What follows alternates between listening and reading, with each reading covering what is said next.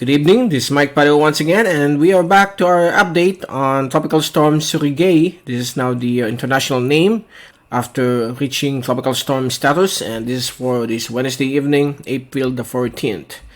Let's begin with our update. As you can see here, the system is still organizing in the vicinity of Western Micronesia in between Yap and Palau. And this slow track will remain for the next 24 to 36 hours, and it's likely to enter the Philippine Area of Responsibility tomorrow evening or early Friday morning. So as you can see here, if we focused our satellite animation using the zoom in satellite animation from windy.com, you can clearly see here some thunderstorms already affecting Mindanao. This is brought about by the trough, which is extending from the system all the way towards the island of Mindanao. So expect some isolated rain showers and thunderstorms, particularly in the evening and the afternoon. And as we look at our latest storm watch track number 2, this was issued around 7 p.m. This evening, and as you can see here, the system is forecast, like I said, to enter the Philippine Area of Responsibility either tomorrow evening or early Friday morning. It depends on the movement of the system. And based on our track, it will move generally towards the west-northwest, and when it reaches the western sections of the Philippine Sea, or about between 200 to 300 kilometers to the east of Bicol region, it will start to veer towards the north and will make a recurvature towards the sea south of Japan, as forecasted by the various computer models.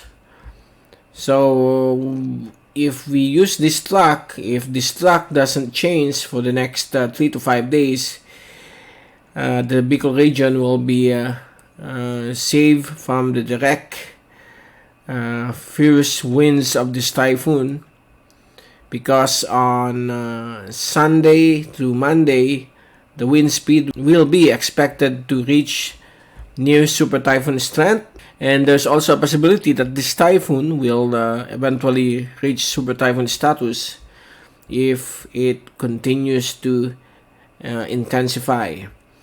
Now, the probability of Sunday and Monday forecast remains at 40 to 50%. So let's hope and pray that the system won't bend towards the west. If the track bends towards the west, just like this, so there could be a problem. Okay. But if the track moves more to the right, most of its rain bands will no longer affect the Bicol region and Samar provinces. So far, that's the area of uncertainty. If you look at the area of uncertainty, that's the possibility that the storm could go. Okay, so let's hope and pray that it won't make a jog towards the towards the west, or else there could be some effects over the Bicol region. Some damaging winds will be expected across Catanduanes and the coastal areas of the Bicol region if it does moves closer to the area. But if it remains this way, the Bicol region will be saved from the destruction of this potential typhoon.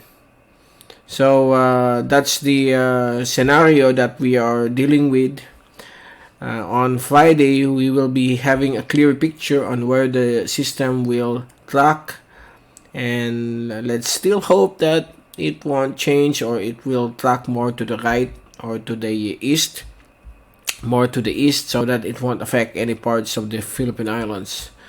Okay, and if we look at the various Asian agencies from Hong Kong, USA, Japan, China, to Korea, and also Taiwan, you can clearly see here that their tracks are somewhat identical to ours. and the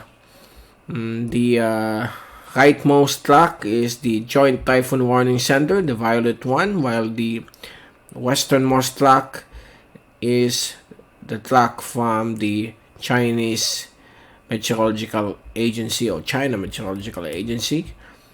Okay, so let's wait and see what will happen in the coming days, particularly on Friday, if the forecast track will still change either to the left or to the right of its motion. So let's take a look at our global models. So the global models remains not agreeing with each other, with the leftmost track showing the European model. The middle is the American model, together with the United UK model, as well as the US Navy model, but the rightmost track is from the Canadian model. So that's how large is the track of this system, and most likely in the next few days we will know, particularly the 3-day forecast. This is the 3-day forecast where the system will really track. And before we leave you, here's the latest graph set. Nothing changes. Still the northeasterly surface wind flow affecting Quezon, Bicol, and Samar provinces, while the surface trough, connected with Surigay is affecting much of Mindanao and portions of southern Sulu. Okay, so we'll be returning again tomorrow, Thursday evening, to give you the latest on the potential track of this potential typhoon. Okay, so from Typhoon 2000, this has been Mike Pado reporting. Stay safe always, be #weatherwiser, and thank you so much for watching our channel.